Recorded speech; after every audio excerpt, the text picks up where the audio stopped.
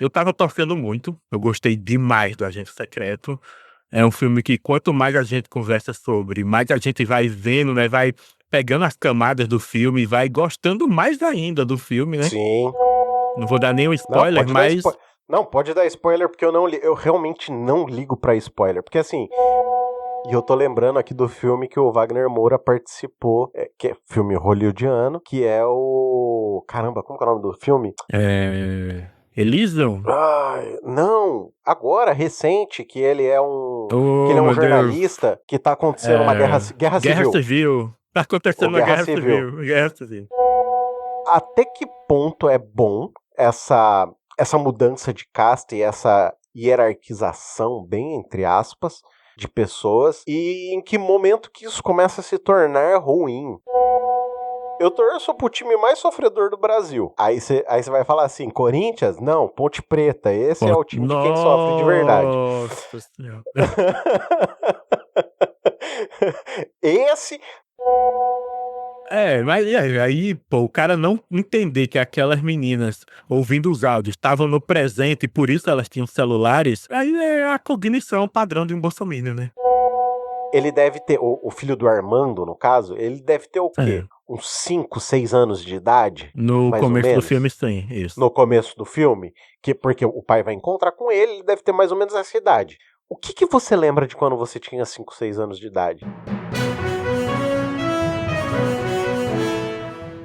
E está começando mais um Comentaristas de Portal, seu podcast sobre notícias, com comentaristas de opinião extremamente duvidosa, com exceção da opinião dos nossos convidados. Nós estamos gravando este programa no dia 16 de março de 2026. O meu nome é Adrian Lemos e juntamente comigo está ele, o garoto das cachoeiras, que vê brigas em diversos grupos de pedalagem, senhor Thiago Miro. Olá, foi um final de semana movimentado, tanto no pedal da minha vida, quanto em novas leis, pessoas dando entrada em UTIs aí, que vamos falar um pouco sobre isso aí. É isso aí.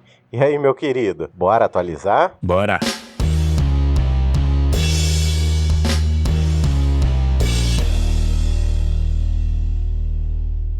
Chegando aqui na nossa sessão de recadinhos, apenas para avisar que este programa faz parte da campanha Hashtag o Podcast é Delas de 2026, a última campanha após 10 anos de estar aí contribuindo para esta podosfera se tornar uma podosfera mais inclusiva. Então, com isso, sendo este último ano, confira o perfil O Podcast é Delas no Instagram e também o site para encontrar podcasts com mulheres, não só na sua composição, como na sua produção, e até podcasts formados apenas por mulheres, que são maravilhosos e excelentes. Dentre eles aqui citarei citarei 3 podcasts que são feitos por mulheres, que são maravilhosos e excelentes. O primeiro deles é o Tribo TDAH, da nossa amiga Tata Finoto. Tem também o Matriarcas. E, por último, mas não menos importante, tem o Papo Delas Podcast com a Cafeína e a Patsy, que é excelente, diga-se de passagem.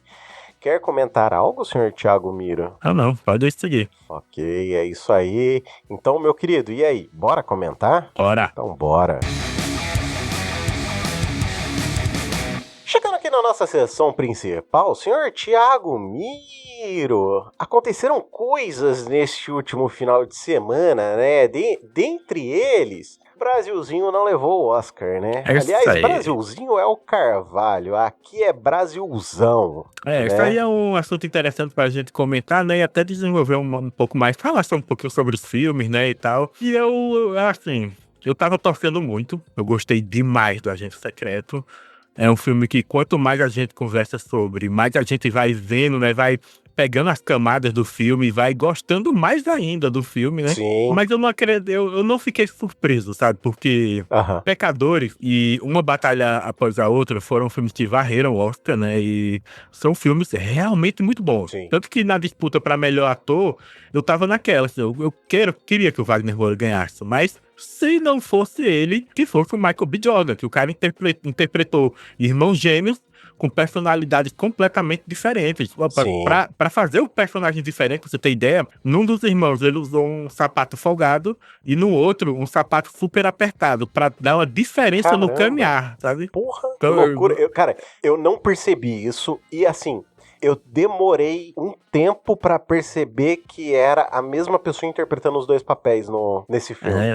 Então, em questão de efeito especial, cara, isso é magnífico. Aquela cena em que eles estão lado a lado, encostados no carro fumando, e um passa o cigarro pro outro. Sim. A interação, porque a gente sabe como aquilo é filmado, né? Que o cara filma 2 vezes, depois tem que juntar. Aquela interação ali é maravilhoso, pô, como tá bem colocado. Então, pra mim, ficou em boas mãos, sabe? Da mesma forma, melhor filme. Quando logo no meio da premiação, Agente Secreto perdeu de melhor filme internacional pra Valor Sentimental, então, assim, né, não tinha como ele ganhar de melhor filme principal. E eu fiquei feliz que acabou ganhando Uma Batalha Após a Outra, que é um filme que você não viu ainda, né? Tá pra ver o filme, então não vou dar nenhum spoiler, mas... Não, pode dar spoiler, porque eu realmente não ligo pra spoiler. Porque, assim, mas vai que quem tá ouvindo liga. Então, mas aí quem tá ouvindo e liga pra spoiler, pula por uns 10 minutos que daqui a pouco você volta aqui porque a gente estiver conversando. Então, o filme, ele é muito um retrato da atualidade. Se você projetasse a realidade atual para daqui uns 10 anos, não seria nenhum absurdo acontecer o que acontece no filme. Porque no filme você começa vendo uma resistência que tá lutando contra um governo autoritário de direita, que tem uma polícia especial na rua, sabe? Campos de concentração para imigrantes. Então ele acaba sendo uma alegoria. Aí, num certo ponto do filme, tem um evento, pula, 15 anos depois. E aí você vai acompanhar um desses revolucionários 15 anos depois que a revolução dele foi parada, né? Digamos assim. Pelo menos na impressão da gente, telespectador, a revolução acabou. E você acompanha ele 15 anos depois. E é muito, muito bom. É um filme classificado como de comédia, pra se acreditar, né? Leonardo DiCaprio é o protagonista. Mas é um filme desesperador, porque o filme tem mais de 3 horas e você não vê o tempo passar, cara. É tão bom. O filme é tão frenético o tempo inteiro, ele não te dá tempo de respirar. E ele é muito engraçado também, velho. Tem uma cena específica que o Leonardo DiCaprio tem que entrar em contato com um contato antigo dele da época da Revolução. E o cara fala, ó, qual é o código? Ele pergunta assim, que horas são? Aí o cara olha no relógio, sei lá, 8h30, não. Que horas são? Querendo o código, né? E ele, eu não sei, pô. Foi vocês que entraram em contato comigo. Faz 15 anos que eu tô só fumando maconha, pô. Não... Cara, é tão desesperador, cara, porque ele não consegue lembrar, mas ao mesmo tempo... É muito engraçado. Aí quando ele finalmente consegue o código, que ele começa a esbravejar assim, com o cara que tá na ligação, cara, é tão engraçado, pô. Outra cena que ele tá prestes a entrar em contato com a filha, ele tá com o telefone descarregado, e ele tá em cena com outro revolucionário, só que o cara é extremamente calmo, sabe? E aí ele desesperado pra arrumar uma tomada pra carregar o celular, e o outro cara super calmo, levando ele pela casa, apresentando a família, e o cara só querendo uma tomada. É muito engraçado, é muito bom, muito bom. E o vilão do filme, né, o Champagne, ele ganhou o Oscar de ator coadjuvante, então já pode esperar um filmaço, assim, perseguições de uma forma que nunca teve no cinema. O cara usa uns ângulos de câmera, uma câmera de um zoom que você quase não consegue ver os carros, é muito impressionante, pô. E aí o desfecho de como acaba a perseguição é genial, assim, eu adorei o filme inteiro. E aí eu tava apostando nele mesmo pra ganhar o de melhor filme. Pecadores também, maravilhoso. Cara, voltando pro Agente Secreto, e aí agora você tá falando sobre, tipo, filme de revolução e tal, e eu tô lembrando aqui do filme que o Wagner Moura participou, que é filme hollywoodiano, que é o... Caramba, como que é o nome do filme? Elysium? Não, agora, recente, que ele é um jornalista que tá acontecendo uma guerra civil. Tá acontecendo uma guerra civil. Tá acontecendo uma guerra civil, que é o nome do filme, Guerra Civil. E ele tá incrível no filme, assim, sabe? E ali você já percebe a potência dele. Porque, tipo assim, Wagner Moura, eu queria muito um dia sentar e entrevistar o Wagner Moura e perguntar assim pra ele, cara, algum dia você achou aquela criança que tava dando entrevista sem camisa, sei lá, na década de 70, falando sobre a precariedade do seu bairro, algum dia você imaginou que você ia estar no tapete vermelho de Hollywood? Tipo, como que você vê isso hoje, fazendo uma retrospectiva da sua vida, sabe? Porque, cara... Eu até te ajudo com essa resposta, que ele diria não, porque eu vi recentemente um documentário dele contando sobre o início da carreira, que foi na faculdade, né? Que ele começou a faculdade de jornalismo e não se identificava muito com as pessoas lá, e pessoas muito snobs, filhos de riquinho. Sim, E sim. quando ele viu num grupo de teatro na faculdade, ele disse que viu o Lázaro Ramos atuando e que ele ficou embasbacado, que ele não conseguia não olhar pro Lázaro Ramos o tempo inteiro, e foi em várias peças dele e ficava hipnotizado pelo Lázaro Ramos, até um dia que ele tomou coragem de chegar lá e conhecer o Lázaro Ramos, chegou nele e simplesmente falou: "Você quer ser meu amigo?" Aliás, não, "Eu quero ser seu amigo, pode ser." E se tornaram amigos, cara, assim. Aliás, Lázaro Ramos que meteu uma pro policial na alfândega. O que você veio fazer aqui? Eu vim pro Oscar, meu irmão. Cara, é foda demais. É muito maravilhoso isso. Teve uma dessa quando a Fernanda Torres estava voltando da França, né, depois de ganhar o Globo de Ouro, que o cara viu a estatueta, né? "Você ganhou o Globo de Ouro?" Pois é, né? Que é isso aqui? Isso aqui é o Globo de Ouro. Mas você tá levando... É porque eu ganhei. Cara, eu acho que deve ser muito incrível. Porque assim, pra nós, essas pessoas são completamente distantes da nossa realidade. E assim, por mais que elas sejam seres humanos, como nós, a sociedade cria essa diferença de castas entre pessoas, principalmente quando a gente tem essa questão de casta financeira, né? Querendo ou não, essas pessoas estão em um âmbito financeiro completamente diferente da gente, que ganha um pouco mais do que 2, 3 salários mínimos, entendeu? E aí, assim, eu fico imaginando, porque assim, também, por essas pessoas terem grande exposição, eu vou abrir alguns parênteses, depois eu fecho e explico o que eu quero falar. Por essas pessoas terem grande exposição, por estarem sempre na mídia, por diversas coisas, existe muita gente que se aproxima delas por interesse. Isso é fato. Porque hoje em dia, se você tem exposição, é um passo a mais para você ganhar dinheiro. Sim. A gente pode falar aí de N blogueiras, N influenciadores que têm uma exposição gigante e fazem dinheiro com essa exposição. Transformam essa exposição em algo monetário.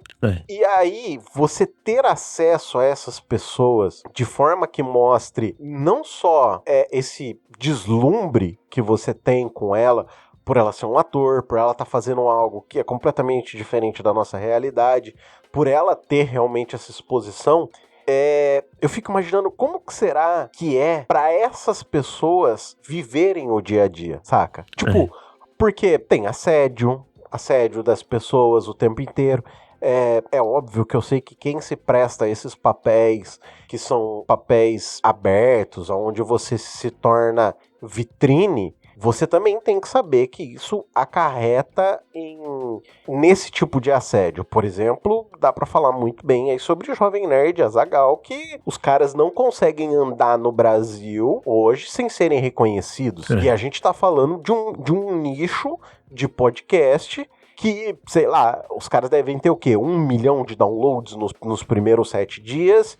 E só esse nicho já gera toda essa exposição, já gera essa admiração, já gera toda essa coisa assim não de casta, não que eles sejam melhores que a gente, mas de uma separação de interesse, tá ligado? Uhum. Tipo assim, é difícil de você conseguir se tornar amigo dessa pessoa pra sentar pra ela e falar assim: cara, você pensava nisso quando você tava lá embalando o livro os 600 livros que vocês ganharam do prêmio literário do Eduardo Spurs? Vocês pensavam que vocês iam chegar onde chegaram? Eu sei que eles já responderam isso em diversas entrevistas, mas tipo, porra, deve ser da hora você ter a possibilidade de conversar com a pessoa assim, aberto, sabe? Tipo, e ouvir a pessoa falar assim: porra, eu nunca imaginei que eu ia chegar nesse patamar, sabe? É muito legal, isso me lembrou muito uma entrevista que o Fred, que hoje trabalha na Globo, na época ele era só do canal dos Impedidos, em que ele pôde entrevistar o Cristiano Ronaldo. Sim. E tipo, ele chegou pro Cristiano Ronaldo na entrevista e perguntou, cara, quando você tá em casa assim, no seu quarto à noite, você tá pelado lá no quarto e você olha no espelho,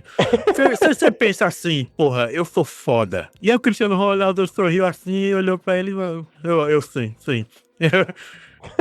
É o tipo de coisa que você pra imaginar como alguém com a exposição que o Cristiano Ronaldo tem age no dia a dia, né? Sim, Cara, sim. Imagina ele, o Messi, por mais que muita gente não goste, o Neymar, né, que é um jogador que tem os fãs extremamente polarizados, você ama, você odeia. Eu já deixo aqui a minha questão que eu odeio, tá? Mano, mas calcule como é a vida, a cabeça. Ai, meu Deus, pena de bilionário. Não, foda-se.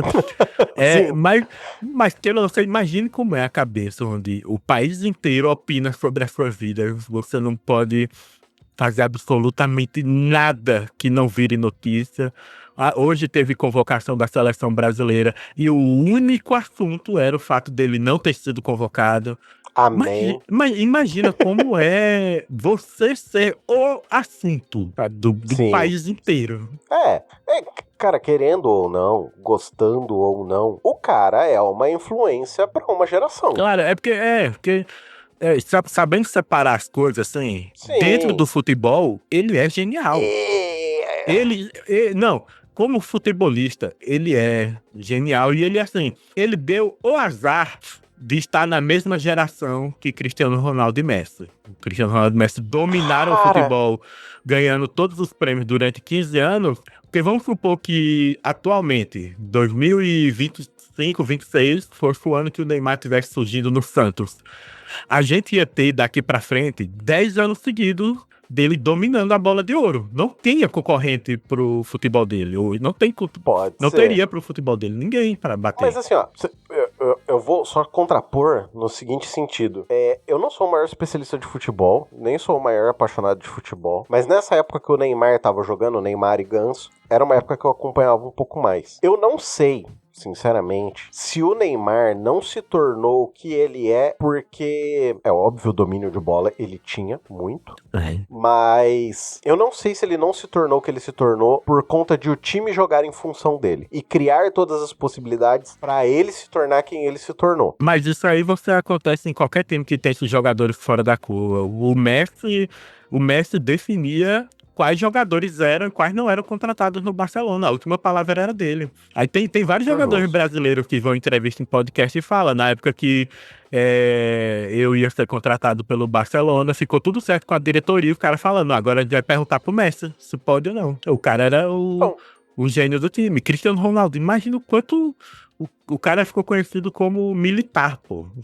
Imagina o nível de rigor que ele tinha pra dizer quem ia jogar e quem não ia jogar com ele. Não, mas eu não sei até que ponto isso é bom ou não, pensando no caso do futebol, ou pensando em qualquer outro tipo de...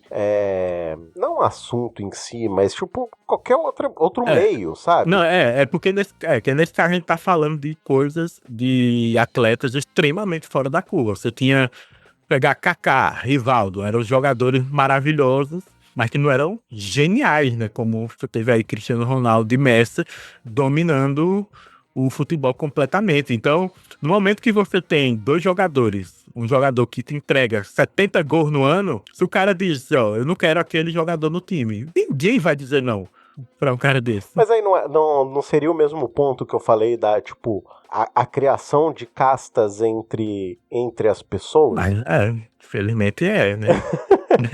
Não, é mais uma reflexão, assim, eu não tô querendo impor a minha opinião, nem nada, assim, é só, tipo, eu quero refletir, quero mais tentar entender também, sabe?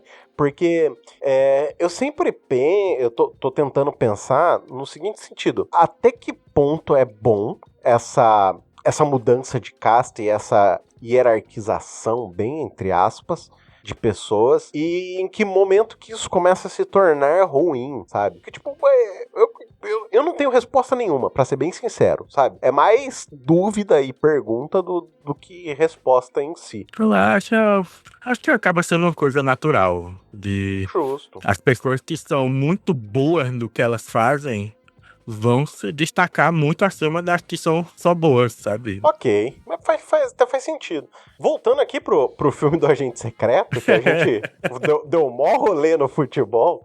Você sabe que filme que também tem quase 3 horas de filme? O Agente Secreto, cara. Mais ou menos ali 2 horas e 40 de filme. Que pra mim também foi um filme que eu não vi o tempo passar. Eu também não vi o tempo passar, cara. Pra ser bem sincero, assim. E aí, eu ia trazer como matéria, mas eu achei bem interessante, ó, é uma opinião do Estadão, numa coluna de opinião da Camila Farani, que ela falou algumas coisas que eu achei bem interessantes, assim, e acho que vale um pouco pra gente pensar, talvez, até em como é e como está sendo o atual mercado de cinema do Brasil. Ela fala basicamente assim, que ela fica impressionada, até pra ela, que é obcecada por notícia de negócio, que ela acaba esperando ansiosamente por essa cerimônia do tapete vermelho. E que quando um filme nacional é indicado e tá chegando próximo da premiação, ela falou que parece que cria realmente, sabe, a sensação de Copa do Mundo que a gente já teve diversas vezes. Lembra em 2014, você tinha casas sendo desapropriadas para construir estacionamento pro estádio? Exato, sim. E todo aquele movimento, não vai ter Copa, não vai ter Copa. E teve Copa. Começou a Copa, todo mundo bota a camisa amarela, pô, não tem como. Até em 2022, pô, que a gente torceu, não tem o que fazer. Quando começa a Copa, velho, o sentimento do brasileiro é outro. Eu confesso que depois do sentimento da Copa aqui no Brasil, eu nunca fui apaixonado por futebol. Ponto. Eu torço pro time mais sofredor do Brasil. Aí você vai falar assim, Corinthians? Não, Ponte Preta. Esse é o time de quem sofre de verdade. Nossa Senhora. Você é o motorista no carro lá no Parasita, né? E o cara... Você não sabe o que é sofrer. Corintiano não sabe o que é sofrer. Quem sabe o que é sofrer é Ponte Pretano. É a única raça sofredora deste país. Qualquer outro que disser é mentira, cara. Mas assim, essa questão assim de futebol nunca me pegou a fundo, sabe? Sim. Nunca foi. Talvez por ser Ponte Preta? Talvez. Mas depois de 2014, quando teve a questão da Copa, teve a questão daquela fala ultra problemática do Ronaldo Fenômeno. Que ele falou, não se constrói Copa com hospital. Porra, mas é de hospital que a gente tá precisando, não é de estádio. Pois é. A gente viu alguns elefantes brancos serem criados no Brasil e gastos bilionários que a gente sabia que ia acontecer. A gente sabe que teve gente que roubou. Tipo, tudo isso foi fato, entendeu? Teve desvio, teve um monte de coisa por conta da cultura do Brasil, que a gente ainda tem a cultura das pequenas corrupções. Isso vai desde a gente que mora, trabalha, estuda, ganha pouco e se fode pra caralho, até o político que ganha 48 mil reais, que é o teto máximo do valor que pode ser pago pelos entes públicos, né? Sim. Mas aí, tipo, uma outra coisa que, voltando aqui pra matéria, uma outra coisa que a Camila comenta, ela disse assim, e essa frase eu achei muito, muito incrível, e eu vou abrir aspas e falar exatamente o que tá no texto, que ela fala assim, que o filósofo francês Luc Ferry, ele escreve que a modernidade vive um frenesi por reconhecimento. No campo cultural, esse reconhecimento raramente surge de forma espontânea. Ele é construído lentamente através de festivais, críticas internacionais e circulação de obras. Quando um filme brasileiro chega ao Oscar, ele abre portas invisíveis para todo o ecossistema audiovisual do país. E aí ela complementa a matéria dizendo que é por isso que talvez seja interessante a gente olhar o Oscar de 2026 como um capítulo muito maior E mesmo o Brasil não tendo levado a estatueta, a gente volta a ocupar um espaço no imaginário global de cinema. E cara, eu posso ter todas as críticas quanto ao Estadão. Não sei quem é essa colunista para saber quais são as opiniões políticas dela. Por ser o Estadão, talvez sejam complicadas. Mas eu achei essa opinião sobre o Oscar sensata, sabe? Achei sensata, achei bacana. Acho que realmente abre uma possibilidade da gente falar sobre o cinema nacional, que vem emplacando por 2 anos consecutivos uma possibilidade de premiação, porque assim, 90 produções internacionais chegam mais ou menos no Oscar, mas só 5 delas vão pro tapete vermelho, para premiação em si. Então, a gente estar nesse imaginário global, como o soft power brasileiro, mostrando o que o Brasil tem realmente para mostrar, porque nós somos um povo extremamente, como que eu posso dizer, criativo. A gente consegue fazer, que nem nós falamos no episódio passado, a gente consegue fazer muito com pouco, né, de formas extremamente criativas.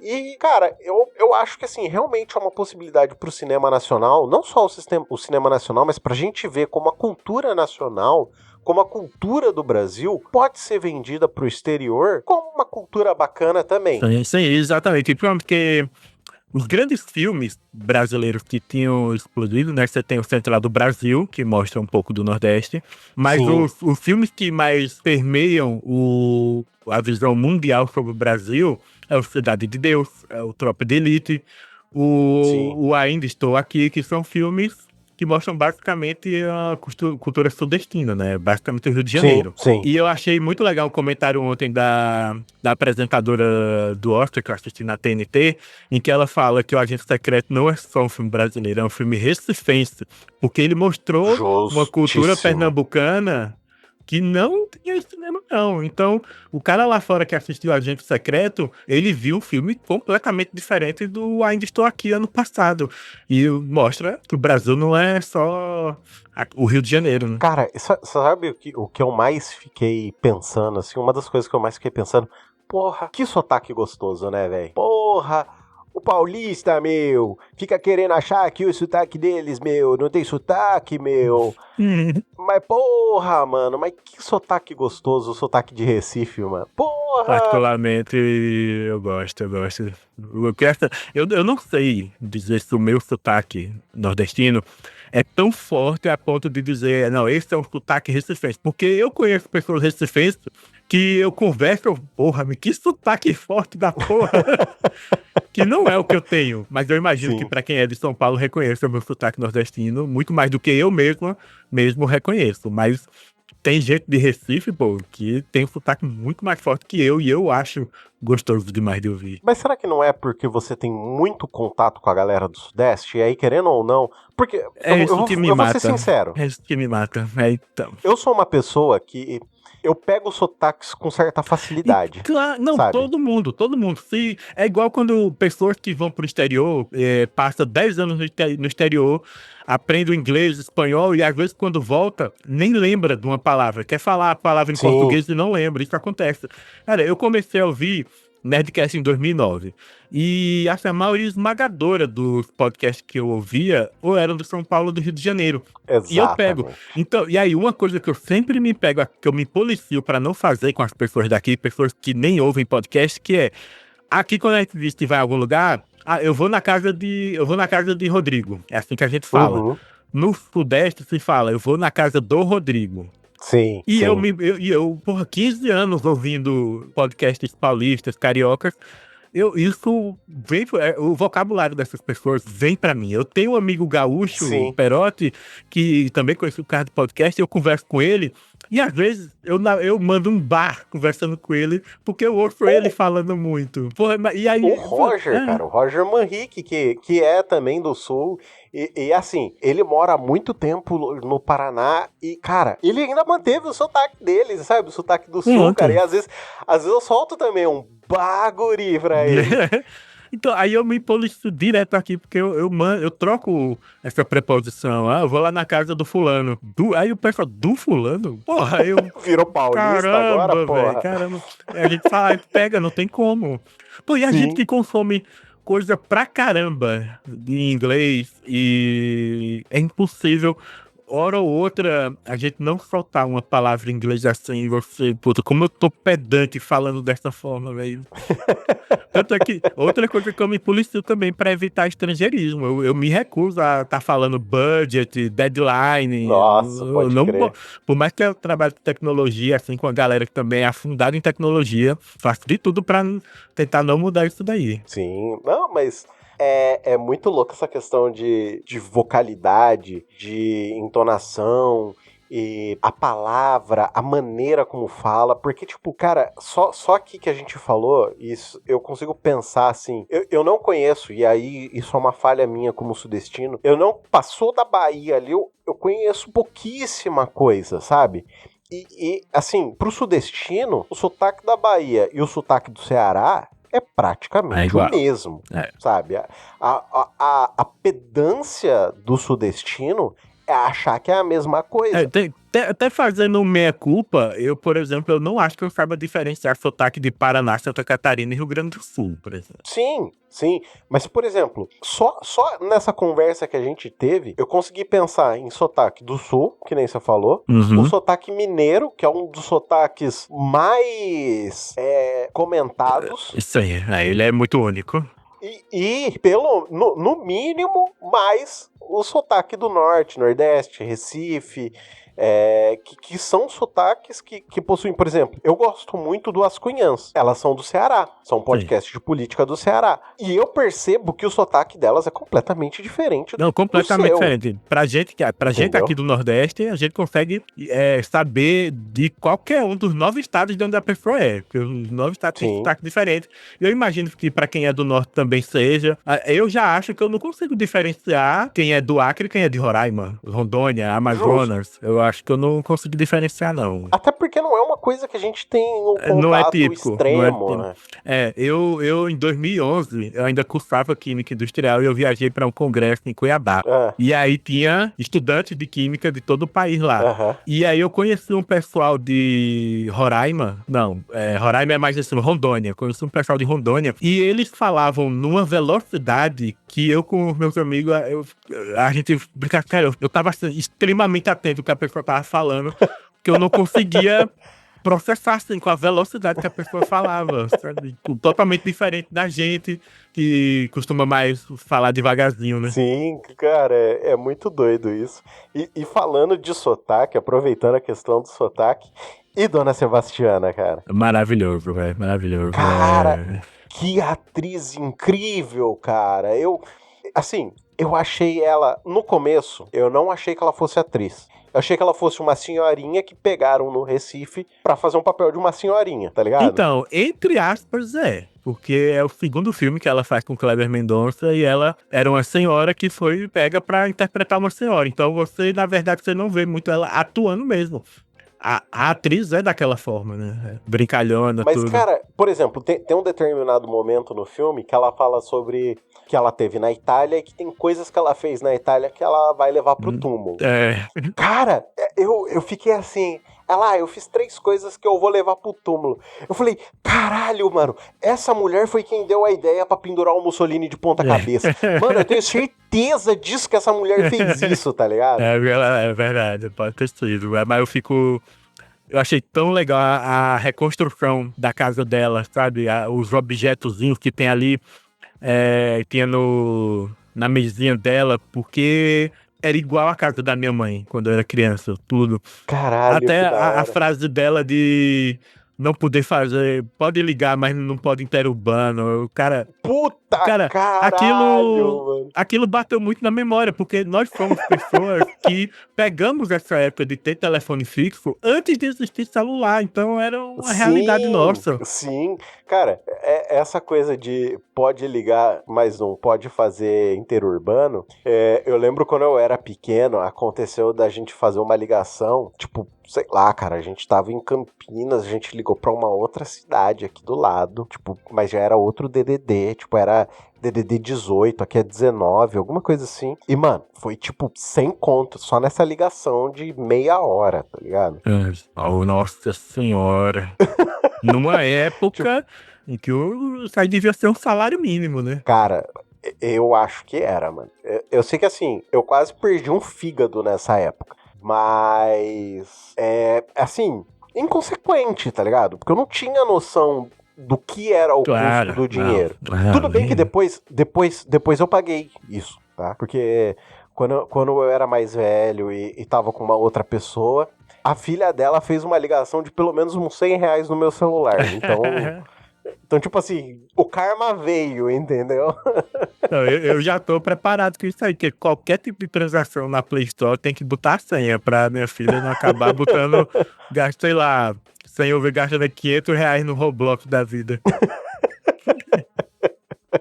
E você tem que tomar cuidado só pra ela não ver você digitando a senha, viu? Porque uma vez que ela vê você digitando, já era. Oxe, Um meu abraço. amor, a gente tem umas travas de geladeira aqui que ela aprendeu a destravar. Vocês achando, né, que com essa travinha que não ia acontecer nada. Não vai dar nada, a gente esconde. Aí uma vez ou outra distraído, você destrava ela vendo, já era. Cara, criança é assim mesmo. Mas aí, cara, assim, aí a gente vai viajando no assunto. Eu vi muita gente falando do filme do Ainda Estou Aqui como um filme genial, assim. Do Agente Secreto, no caso, né? O Agente Secreto, E aí, assim, eu confesso que eu não achei o filme genial. Achei o filme excelente, achei o filme muito bom, porque na minha concepção, eu vi o filme como um retrato do Brasil. E aí, dá pra traçar um paralelo muito claro entre o Agente Secreto e o caso do Banco Master. Mas assim, direto, tá ligado? Aonde gente que usa máquina pública pra enriquecer. Basicamente, o enredo fala sobre isso, sabe? É gente que usa o Estado como trampolim pra ganhar grana, e muita grana, entendeu? E aí dá pra fazer um paralelo, cara, o paralelo ali, ó, paralelo bonitinho com o caso Master. Vendo o filme eu fiquei assim, naquela hora que o velho lá manda matar o Armando, e eu fiquei boa parte me pensando, mas por que ele quer matar o Armando? Até que eu realizei, cara, foi só porque o cara registrou a patente no nome dele, vai fazer aquele cara não ganhar o dinheiro que ele queria ganhar, é só por isso. Exatamente. Achei incrível a coisa de falar sobre pesquisa em bateria de lítio. Tipo, pode ser que pode ser que assim, pra quem não é da área de tecnologia, passe completamente desapercebido. Mas bateria de lítio é o frenesi da década de 2000, sabe? Foi o que possibilitou a utilização de celular. A gente só tem celular hoje por conta de bateria de lítio. Falar sobre carro elétrico. Cara, querendo ou não, a Gurgel, aqui no Brasil, foi a primeira empresa a desenvolver um carro elétrico no mundo, em uma época que bateria era o grande limitador da coisa. Então, tipo, essa questão tech, tipo, pra mim foi um deleite do caralho, assim, sabe? Eu até que nem tenho mostro o nome da empresa. Eu cheguei a pesquisar se aquela empresa era real, sabe? Porque, tipo, é muito verossímil. É muito verossímil imaginar que aquilo realmente aconteceu daquele jeito, sabe? Quando eu falar o Agente Secreto ser genial, acho que a questão é que nós dois nós gostamos de ver filme. A gente não é cinéfilo, e eu nem diria que a gente é entendido de cinema. Mas as pessoas que estudam cinema, que manjam de questão de ângulo de câmera, enquadramento, zoom, atuação e tal, essas pessoas vão achar realmente os filmes do Kleber Mendonça geniais, porque ele bota muito em prática esse tipo de conhecimento teórico, né? Então quem entende de cinema vai se maravilhar com o que tá vendo em tela. Sim. Assim, uma coisa que eu não posso dizer é que o filme não é bonito, porque o filme é muito bonito. Esteticamente, figurino. Cara, a direção quanto à arte, no caso, carro, cara, que incrível, assim, todos os carros realmente da década de 70. E, porra, cara, tem uma hora que aquele Opala verde tá saindo, que, cara, só quem ama carro vai reparar que do lado direito, assim, do lado esquerdo da rua, parado de frente, tem uma variante 1 parada ali, tá ligado? Sim. Tipo assim, é um carro extremamente raro hoje em dia. Tipo, é carro que, assim, se você achar pra restaurar, você vai pagar de 40 a 50 mil reais fácil pra restaurar. Restaurada é de 120 pra cima, sabe? E, cara, é lindo demais. Você vê aquele carro parado, assim, com aqueles farolzinhos redondinhos. Puta, nesse quesito eu confesso que, assim, eu pirei muito, sabe? Quanto a carro, quanto a figurino. Achei o figurino da década de 70, assim, fez eu lembrar das fotos que eu via dos meus pais. E pra quem tá ouvindo, caso não saiba, eu moro há 23 anos aqui na região metropolitana do Recife. Então, ver os cenários do filme, eu passo mensalmente naqueles locais. Então, foi muito fantástico rever todos esses pontos no filme. Vários pontos, eles não precisaram reconstruir porque eles são preservados e são exatamente como era nos anos 70, como o Cinema São Luís, aquela galeria onde o cara assassina o filho do capanga, tudo tá exatamente igual, não precisavam nem usar CGI ali pra mudar alguma coisa ou esconder qualquer coisa, porque tudo é preservado ali naquela área. Cara, você sabe que esse momento eu achei genial, porque é o momento que o sudestino subestima o local. Essa parte eu achei assim, cara, genial demais, tá ligado? Porque é muito o momento que o sudestino subestima o local, cara. Muito, demais, assim. Não sei como que você viu essa cena. Qual é a cena mesmo? Não tô lembrando. Bem no finalzinho, quando o filho do capanga lá vai de arrasta. Sim, eu não tô lembrando dessa parte em relação a subestimar. Não tô lembrando. Assim, o cara tá perseguindo pra matar o assassino de aluguel. Sim. E aí, o cara, ele sai andando, entra na barbearia. Quem tiver problema com spoiler, foda-se, vai assistir o filme na Netflix, depois volta pra assistir o episódio, pra ouvir o episódio. Aí ele volta, aí ele entra na barbearia e tira todo mundo da barbearia. E se esconde. O sudestino acha que ele entrou e saiu pela barbearia pela outra porta. Então, na hora que ele dá as costas, o assassino vai lá e mata ele, tá ligado? Então, ali você viu a diferença de que é um matador profissional mesmo, agindo. Sim.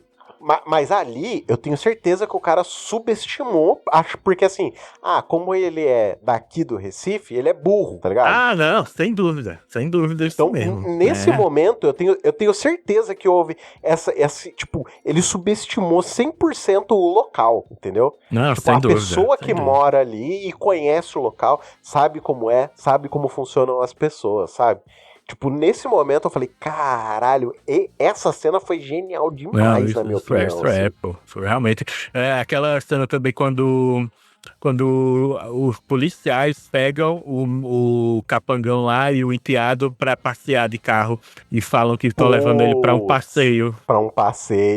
Caralho. E o cara fala, não, hoje eu não vou passear não, só vim turistar. Sim. E o cara, é muito louco o cara falar que, não, eu não vou matar ninguém, só vou assistir. Sim, puta, cara, realmente, também achei isso incrível, assim, cara. E aí, dá pra gente falar que, tipo, muita coisa que acontece no filme é incrível a ponto de, tipo assim, olha eu, cara, falei que eu não achei o filme genial e aí eu já tô começando a achar que o filme é genial mesmo, cara.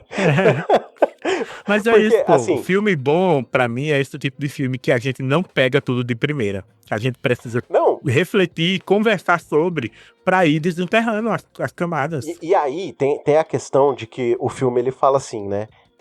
Logo no comecinho do filme tem o letreiro onde fala, né? Nossa história se passa no Brasil de 1977. Uma época cheia de pirraça.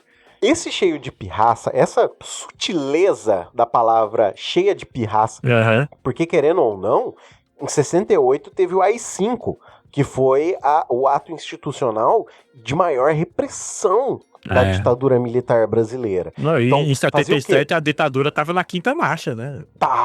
Fazia 9 anos que a ditadura já tava assim no seu patamar mais pesado, entendeu? E aí, você com essa sutileza falar assim, cheia de pirraça, pra um momento em que a ditadura tava matando a torto, batendo em gente em praça que você não podia noticiar. E aí que vem toda a questão de a imprensa recifense usar a perna cabeluda como uma distração para fazer as notícias.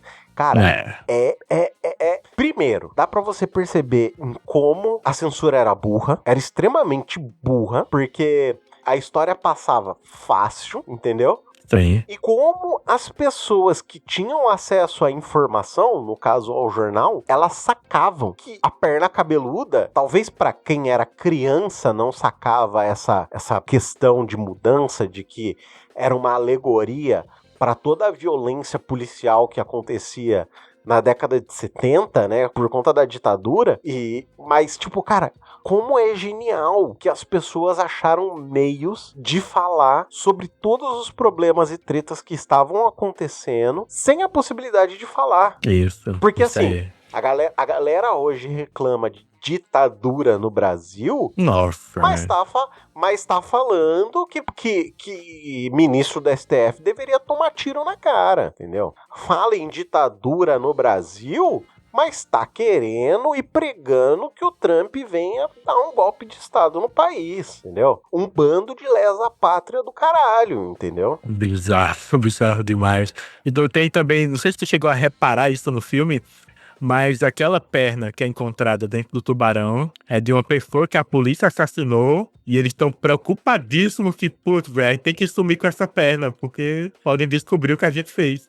Inclusive, reparei... era uma pessoa inocente. Lembra que tem uma matéria de jornal que o policial tá lendo e fala, então ele aí era um rapaz bom, se a gente pudesse saber antes, né? Sim, essa parte eu não saquei da matéria, dele lendo a matéria e falando. Eu não liguei ele à perna, mas eu percebi e eu achei que a história da perna cabeluda era por conta da troca da perna pela perna de bode, que realmente é uma perna cabeluda. Se você parar pra pensar, a perna do bode é uma perna que tem bastante pelo, que é cabeluda.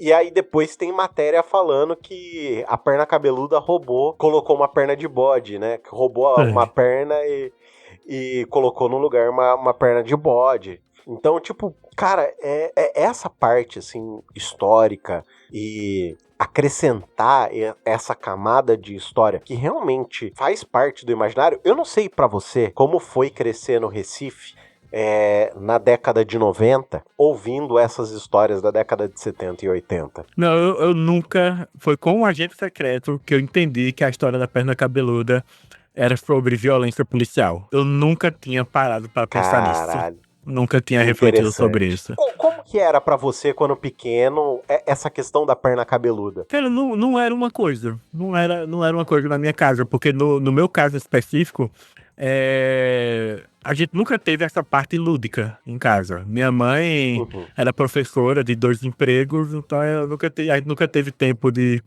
ter essa parte de histórias e essa parte mais lúdica, assim, lendas urbanas. De ficar com medo de ficar com medo com essas coisas. Nunca aconteceu em casa. As únicas vezes que eu lembro muito bem que eu fiquei com muito medo foi assistindo A Noite do Morto-Vivo. Isso tá muito marcado na minha mente, mas com essas histórias de lenda urbana nunca me perturbaram, não. Caralho, porque assim, pra mim, aqui na década de 90, finalzinho da década de 80, início da década de 90, tinha muito a questão da famosa loira do banheiro e... não, essas coisas a gente tinha, mas... essas coisas mais lúdicas, assim. Mas vocês têm um folclore... Vou falar folclore, puta, é capaz de você saber. Não, tá correto, não, folclore, tá mas, correto. Assim, sabe essa questão de ser uma coisa própria? Porque, tipo assim, cara, a loira do banheiro... é um bagulho importado dos Estados Unidos, sabe? Então, que a gente só deu uma brasileirada na coisa. Eu diria que, infelizmente, é um caso meu, assim, que eu sempre fui muito cético com essas coisas. Brincadeira do copo mesmo. Se fazia muito na escola. Justo. Eu tenho uma história de já ter trollado brincadeira do copo dos outros na escola, do pessoal, durante o intervalo, fazendo brincadeira do copo, e eu, numa cagada, assim, do universo, do lado de fora da sala, joguei uma pedra e acertei em cheio no copo, né? O copo estourou, né? E aí todo mundo ficava correndo com medo, achando que era o espírito. Assim, mas foi uma cagada histórica de eu ter acertado a mira na pedra. Caralho. Eu nunca acreditei. Pô, agora, faz menos de uma semana, pô, aqui em Moreno, eu tava pedalando na BR, tinha uma macumba com uma garrafa de cachaça na beira da pista. E quando eu tava passando, eu vi de longe, isso ali tá num ponto, o cara vai derrubar um motoqueiro, um outro que cruza. Eu passei dando um chutão na garrafa pra dentro do mato e foda-se, porra. Eu não acredito. Ai, cara, Porque isso nunca me afetou. Justo, ok. Mas aí, finalmente, sobre o Agente Secreto não ter ganho o Oscar, é que também influencia. Ele é tão cultural daqui, é um negócio que só a gente pega nuances que o gringo que vota, de fato, no Oscar não vai pegar. Infelizmente, isso prejudica muito a gente nesses filmes que representam muito a cultura. Porque Ainda Estou Aqui, ele conta uma história que aconteceu no Brasil. Ele não é diretamente ligado à cultura brasileira, como o Agente Secreto tem muito de cultura pernambucana que, infelizmente, talvez nem o Brasil inteiro pegue as nuances. Imagine esperar que um gringo pegue, né? Não, tanto é que teve Bolsominion falando merda da questão das timelines, né? Mas aí, pô, o cara não entender que aquelas meninas, ouvindo os áudios, estavam no presente e por isso elas tinham celulares, aí é a cognição padrão de um bolsominion, né? Não, sim, com certeza. Mas assim, é que nem a gente tava falando no off, e aí eu vou trazer aqui pro on. Quando a gente tem essa mudança de tempo, de temporalidade entre passado e futuro, muitas vezes os filmes hollywoodianos, e aí esses tapados de cognição extremamente de pessoas que correm atrás da inteligência, mas normalmente as inteligências são mais rápidas que elas. Tem a inteligência no sangue, só falta circular. Isso, exatamente. Acaba mostrando, assim, a realidade, o tempo atual mais nítido e o tempo mais antigo mais granulado, como se fosse uma coisa mais de coisa de VHS, uma filmagem de VHS, de película, assim. Eu confesso que eu não senti essa diferença no Agente Secreto. Eu senti que tem uma diferença de cor, por exemplo. Tem. O Agente Secreto, ele é um filme quente, de cor quente. E quando você tá no tempo atual, ele tem uma paleta de cor mais fria. Nossa, e muito mais iluminado, né? Elas sempre estão dentro de uma janela, com bastante luz e tal. Ali, naquele momento, eu senti que eram duas pessoas que estavam iniciando a vida acadêmica, deram de cara com um acervo de fita cassete muito do nada, de alguém que tinha morrido, que é até falado isso dentro do filme, e elas estavam ouvindo aquilo e reconstruindo a história. E aí, cara, é genial você parar pra pensar no seguinte: o filho do Wagner Moura ali, ele deve ter, o filho do Armando, no caso, ele deve ter o quê? Uns 5, 6 anos de idade? No começo do filme, sim, isso. No começo do filme, porque o pai vai encontrar com ele deve ter mais ou menos essa idade. O que você lembra de quando você tinha 5, 6 anos de idade? Cara, eu não lembro. Você, Thiago Miro. As pouquíssimas lembranças que eu tenho, eu nem posso dizer são memórias reais, porque quando as pessoas falam que você fazia ou fez tal coisa e você lembra daquilo, a gente não tem como saber com certeza se é realmente uma lembrança ou se é uma memória construída a partir de relatos de outras pessoas. E nesse ponto, cara, do filme, eu achei incrível, porque assim, cara, ele não lembra do pai, tá ligado? O pai é uma mera lembrança do que... ele só ficou sabendo tempos depois que o pai foi morto. Tipo, só isso. Ele basicamente não foi impossibilitado de entender a história do pai. Tipo, ele só foi provavelmente entender a história do pai depois que ele já era muito velho. Quando a menina entrega. Tanto é isso. Inclusive, ele não sabia daquele acervo, né, que as meninas estavam pesquisando. E ele fala, né, você tem mais contato com meu pai do que eu. Sim. E, cara, faz total sentido isso, se você parar pra pensar. Porque é exatamente isso. Elas estão reconstruindo a história do cara. Ele só ficou com os pequenos detalhes que se passaram. A única coisa que ele lembrava era que o pai mandou ele se arrumar e que ia buscar ele. E naquele dia ele não apareceu. Tipo, e aí, muito provavelmente, os avós, e isso não é demérito, talvez pra poupar ele da dor de que já tinha perdido a mãe, né? Tipo, tentaram proteger ele do que realmente teria acontecido com o pai. E aí, desenrola. Cara, eu queria muito ver, tipo, um prequel. Tipo, um prequel da história do filho do Armando, sabe? Tipo, como ele cresceu. Você queria saber se ele queria saber se o próprio Armando tinha raparigado ou não. Não, eu queria saber, assim, como que o filho do Armando, ele cresceu. Não só com a história do pai, porque, assim, a gente sabe que tem uma fase de todo ser humano, após os 13 anos de idade, que é a fase da rebeldia, entendeu? Seja homem, seja mulher, seja menino, menina, menine, seja quem for o ser humano, na fase dos 13 anos ali, é a fase... Eu falei menine, mas eu não tô tirando sarro, tá? Então, só pra fazer um disclaimer rápido aqui. Depois que eu falei, eu comecei a pensar no que eu falei. Mas assim, esse momento é um momento que a gente tá com tanto hormônio na cabeça. Muita mudança. Que parece que o mundo só tá querendo fuder a gente. Depois a gente vai descobrir que realmente o mundo quer fuder a gente. Mas não é nessa fase dos 13 anos de idade, entendeu? Cara, eu queria muito ver como que essa criança cresceu. Porque, tipo assim, na minha cabeça de sudestino, eu tenho uma timeline do que aconteceu até ele se tornar o médico que ele se tornou, sabe? Sim.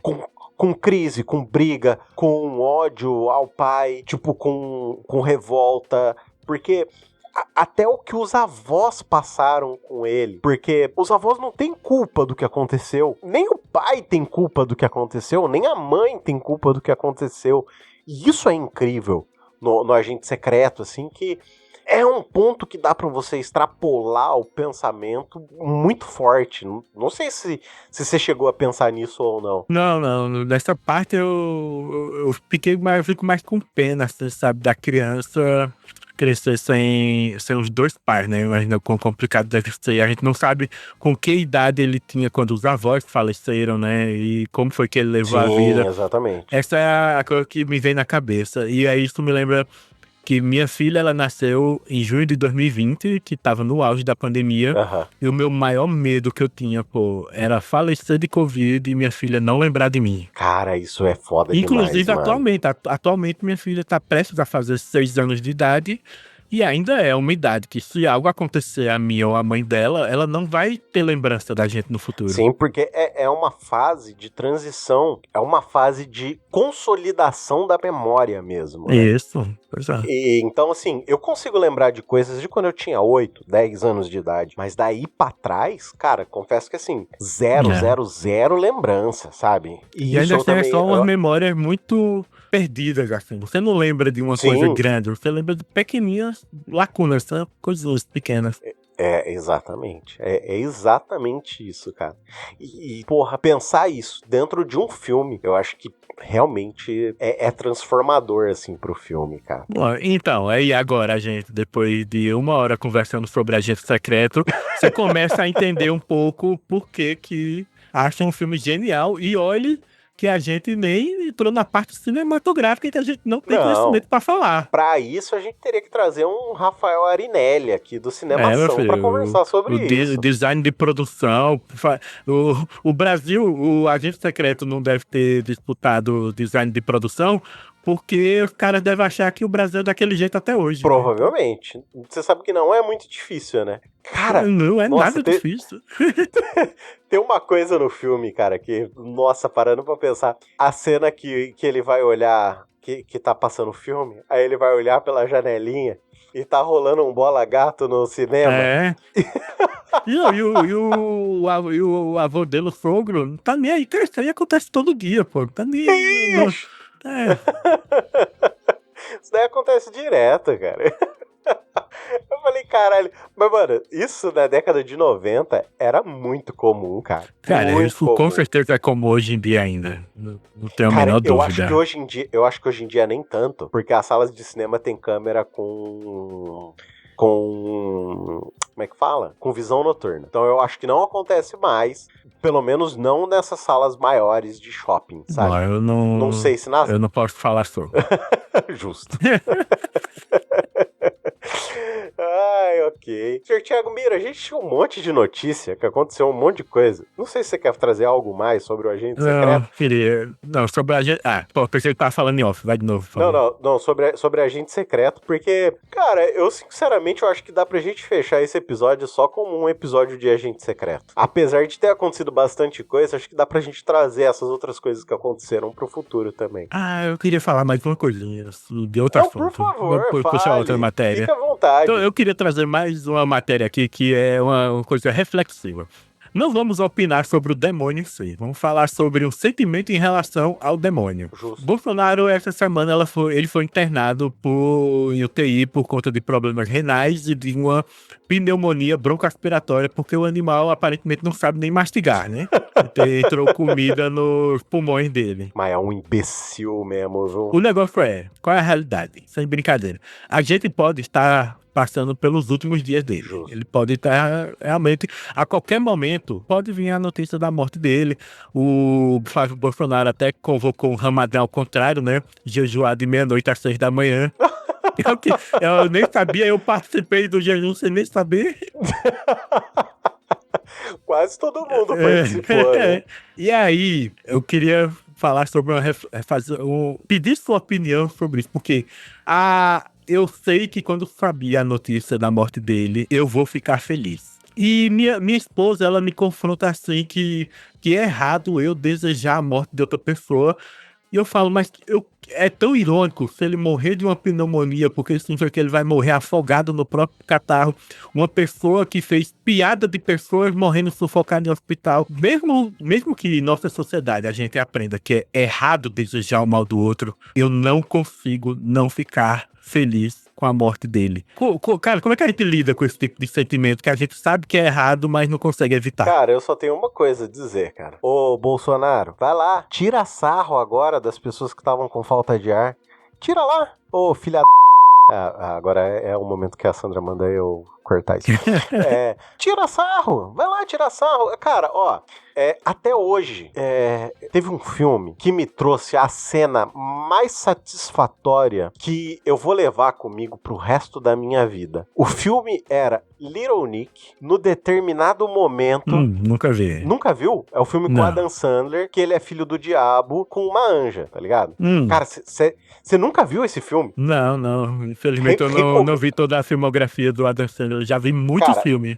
Esse não. Eu confesso que assim, eu acho o Adam Sandler, por mais que os filmes dele sejam piada, eu acho que ele traz uns filmes que dá pra você extrair muita coisa abaixo da camada do humor. Não, como se fosse a primeira vez, o Clique, são comédias com uma camada de reflexão muito forte, pô. Cara, você tá ligado que Zohan é um filme sobre amor Israel-Palestina.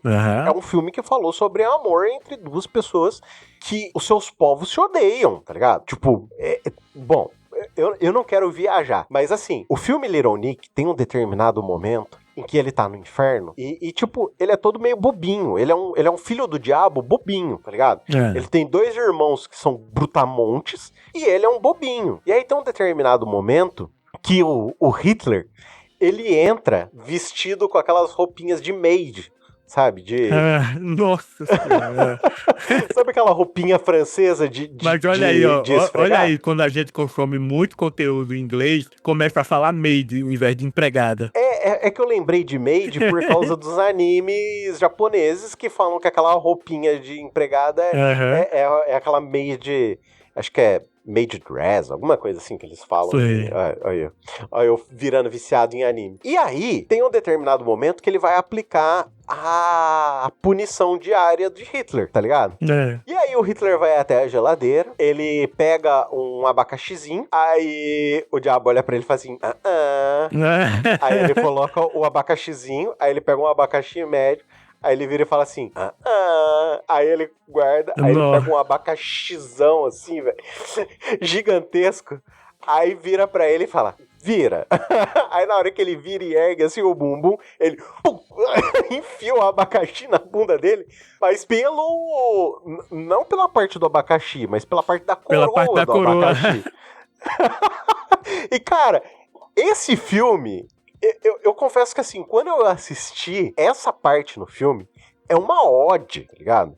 E meu único desejo é que nesse exato momento, isso esteja acontecendo, não só com aquele cara que tomou um tiro na garganta, como esteja acontecendo também com aquele cara que já faz não sei quanto tempo que não pode mais fumar, entendeu? E eu quero que aconteça com esse ser que matou 700 mil pessoas também. Então assim...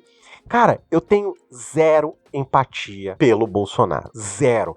Ai, mas nossa, é errado. Foda-se, eu sou ateu, então assim, eu não tenho que me preocupar com a culpa cristã. Com a punição eterna, né? Se existir, cara, eu vou ficar muito feliz que ele vá sofrer no mármore do inferno, entendeu? Então... cara, eu acho que a gente tem que normalizar odiar alguns tipos de pessoas, sabe? Mas sabe o que é foda, pô? É que o filtro pra entrar no céu é tão estreito que a gente vai junto com ele. Ah, tudo bem, pelo menos eu vou dar risada da cara dele, cara. Eu vou poder estar lá dando risada da cara dele, sofrendo minha puniçãozinha, entendeu? Talvez seja bom você começar a ser um cristão exemplar, porque você não quer ir pro mesmo lugar que o maluco vai, né? Puta que pariu, cara. Acho que não, mano.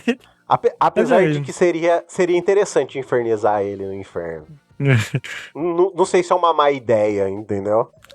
Eu fico pensando, porque eu também não tenho nenhuma empatia, muito pelo contrário, me dá uma certa alegria em saber que ele tá sofrendo tanto antes da morte. Eu concordo, cara, eu não consigo discordar de você. Pois é, mas eu fico em conflito, porque o cara não é certo desejar isso pra uma pessoa, mas a gente não controla o que sente, a gente simplesmente sente. É o cara que, no meio de pessoas sofrendo com falta de ar, fez uma simulação.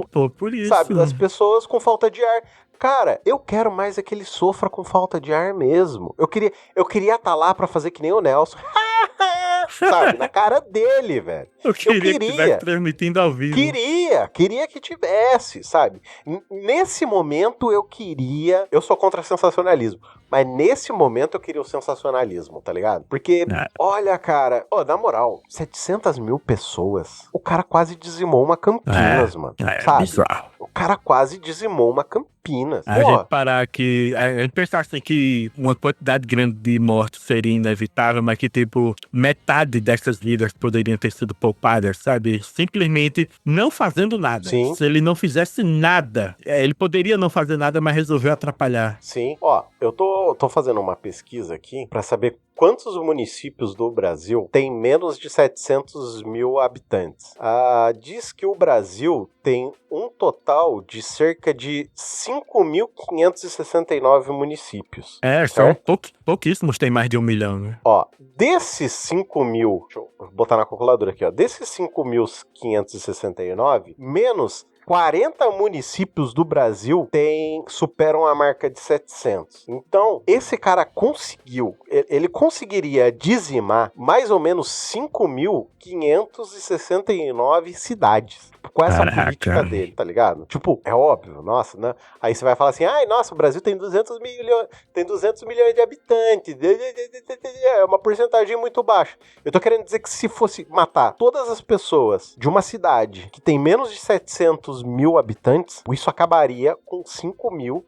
Tipo, se precisasse assim, se toda a cidade, pra continuar viva, precisasse ter mais de 700 mil habitantes, ele acabaria com 90% do país, tá ligado? E, cara, eu fico louco com isso, porque ele não teve empatia nenhuma com ninguém. Aliás, bolsonarista não tem empatia com muita coisa, né? Principalmente quando é o outro. Ele tem empatia com quem, quando é com ele, com pai e mãe, com gente que é do primeiro grau. Passou do segundo grau ali, já não tem muita empatia, entendeu? É pai, mãe, filho. E olhe lá, porque o resto não tem, não. Apesar de que Flavinho Desmaio tava aí pulando em um determinado palco, enquanto o pai dele tá quase morrendo na UTI, né? Então, assim, acho que nem empatia com o próprio pai ele não tem direito. Vai saber, né? Naquelas mensagens do WhatsApp vazadas, você vê que o respeito pelo pai não existe, né? Nesse caso é pelo exilado político, né? Do exilado político, né? O auto-exilado. Porque aí, eu falo exilado porque, cara, é ridículo falar que esse cara é exilado. Eu gostaria muito que ele caísse na listinha da Interpol e voltasse pro país pra pagar pelos crimes dele. Mas, isso, eu não sei se você escuta o Medo e Delírio em Brasília. Não. Mas, cara, essa frase dele, do vai tomar no cu, ingrato do caralho, já é música no Medo e Delírio, tá ligado? Que, cara, é maravilhoso. Eu vou colocar na edição, mas ele praticamente canta um vai tomar no cu, vai tomar no seu cu, ingrato do caralho, vai tomar no Bom. Porque, se você parar pra pensar, esses caras estão pensando no próprio interesse, sabe? Sim. O maior medo dele era realmente ir pra cadeia. A sorte dele é que ele foi presidente. Essa é a sorte que ele teve. E aí ele conseguiu um regime especial. A sorte, será? Porque eu fico imaginando às vezes que ele ter sido presidente foi o que acabou com ele, porque enquanto ele era só um deputado do considerado baixo clero, né? Que é aquela galerinha que faz esquema com sapato cheio de dinheiro, ninguém, a gente ouvia ele falando uma besteira no Super Pop, mas era só isso, sabe? Cara, Depois que ele virou presidente, foi que tudo se voltou pra ele. E aí, digamos assim, o castelo de carta dele começou a cair, né? Enquanto era deputado, ninguém ligava muito, né? Assim, eu acho que sim e não. Porque realmente tudo se voltou pra ele. Isso é um fato. A partir do momento que você se torna presidente, vide Lula, vide Dilma, você nunca mais vira um cidadão comum. O FHC, entendeu? Vide o Itamar Franco, vide aquele outro também que foi preso lá, Collor. Como que esse cara conseguiu? O Collor. Como que esse cara conseguiu voltar pro Senado, velho? Pelo amor de Deus. É impressionante mesmo. E aí, eu acho que sim, por esse ponto, mas não também pelo seguinte, ele ser presidente permitiu ele não cair em um tremembé da vida, tá ligado? Onde você vai ter contato com presidiários de crimes que não são necessariamente, porque assim, por mais que colarinho branco seja um crime que causa um prejuízo desgraçado pro erário público de dinheiro, não é necessariamente um crime violento. Violento não no sentido de colocar uma arma, sabe, da violência crua, nua e crua. Sim. É um crime violento no que ele causa. Quais são as consequências? Né? Isso, indireto. Essa é a palavra que eu acho que é melhor pra ser colocada. Então, assim, se esse cara tivesse num tremembé da vida, mano, eu acho que ele tinha feito igual o Sicário, entendeu? Nos primeiros 2, 3 dias, ele tinha sido suicidado. Já tinha ido de arrasta, entendeu? Então, a sorte dele é que ele ficou no regime especial, num regime de ex-presidente, dentro de uma polícia federal. Cuidadinho com alimentação, 3 vezes por dia, ar-condicionado, o torturador ar-condicionado, entendeu? Então, mas é o que você falou, Miro. O imbecil não sabe nem mastigar. Então... Ai, meu Deus. A ironia vai ser ver ele morrer com falta de ar. E, sinceramente, eu quero que ele se foda. Essa é a verdade. Eu tenho aqui em casa, inclusive, um churrasco marcado pro dia que isso acontecer. Justamente. Cara, eu não bebo álcool. Nesse dia, eu vou tomar um drink em homenagem a essa passagem pro outro mundo, mano. Pro outro universo. Tem noção da festa que vai ser. Aliás, uma coisa que eu tava até conversando esses dias com um amigo meu. Quando ele morrer, e quando o Lula morrer também, o túmulo de ambos vai ter que ser um lugar secreto. Porque, beleza, o velório, tudo, vai ter aqueles desfiles em carro aberto, tudo, todas as pompas de chefe de estado, mas o túmulo tem que ser secreto, porque pros dois, o túmulo vai ser vandalizado, se for conhecido. Sim. Cara, é verdade, eu nunca tinha parado pra pensar nisso, mas realmente faz sentido, cara. Cara, eu acho que, sinceramente, não sei o Lula. O Bolsonaro, se ele morrer, eles cremam. Pra não ter um lugar, assim, sabe, verdade. De desposar o corpo. Realmente, apesar de que, cara, sei lá também, eles não são conhecidos por serem os maiores pensadores e tipo assim, pessoas que refletem sobre o Brasil e o universo. Isso quem tá fazendo é a gente aqui, porque esperar numa galera que não conseguiu entender que existia 2 timelines em um filme, é complicado você achar que elas vão pensar que o túmulo não só não vai ser um negócio de Marte, como pode ser algo de ódio puro, entendeu? Destilaram tanto ódio durante a vida que vão receber tanto ódio depois da morte. Olha que engraçado. Eu só gostaria que eles esperassem até junho, assim, pra poder juntar com a festa junina, sabe? Porque cara, comemoração geral. Mas para pra pensar. Se for agora no próximo mês, acabou o Brasil. Porque a gente teve o carnaval em fevereiro, né? Aí a gente já vai ter a Páscoa. Aí a gente já emenda com a festa da morte dele. Logo na sequência vem festa junina e Copa do Mundo. Nossa, depois tem Copa a eleição. Do Mundo, Depois tem a eleição. Acabou o Brasil, mano. Acabou o ano. Nossa, você fez o quê? Cara, imagina o Thiago Santimelo, ele vai correr pelado na rua, velho.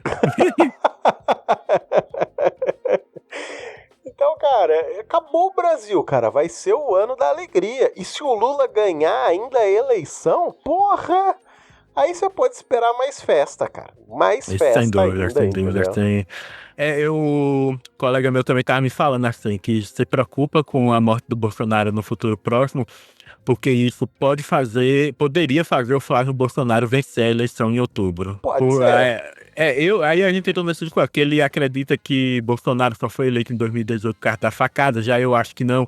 Eu acho que em 2018 ele já seria eleito de qualquer forma contra o Haddad. Cara, eu não sei se ele seria eleito, mas que é um fato que a facada fez ele estar na mídia e deu a Claro, sensação de superação, isso é um fato, entendeu? Se aquilo foi armado, se aquilo não foi armado, se ele já tinha um problema, se ele não tinha um problema, se é decorrente da facada ou não, não sei. Eu lembro que quando aconteceu, eu tive muito minhas dúvidas, porque assim, vermelho e amarelo são duas coisas que destacam, tá ligado? Sim. Não tô falando que ele não levou a facada. Não tô sendo entendo. negacionista, tá ligado? Não tô sendo negacionista da facada e também não tô sendo conspiracionista.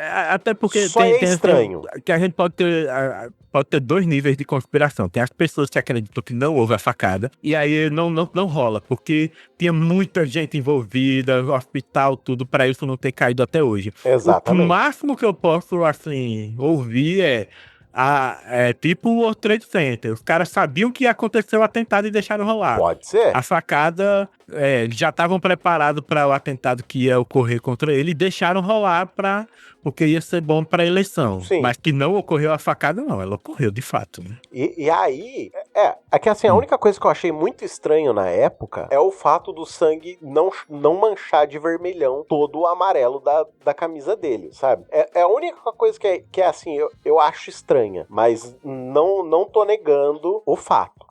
E aí a questão dele ter ganhado muita mídia e ter tido essa sensação de superação, eu acho que... Porque sabe aquela coisa que a gente comentou, principalmente no último episódio, de que o brasileiro gosta de uma pessoa, um mártir de superação, Sim. Sabe? Uhum. A gente gosta de um mártir de superação. Isso é um fato. Vide diversas tretas, entendeu? Sim. Vide a treta quando teve da pílula do câncer, da polianamida agora, o Bolsonaro na eleição.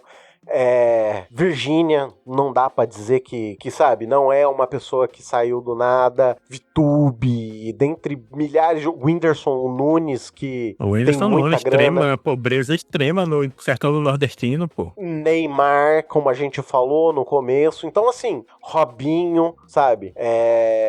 Dentre outros crápulas que se tornaram grandes muito por conta dessa coisa de veio de baixo, galgando ou subindo os degraus das questões. E o brasileiro gosta disso. É um fato que o brasileiro gosta disso. A gente tem...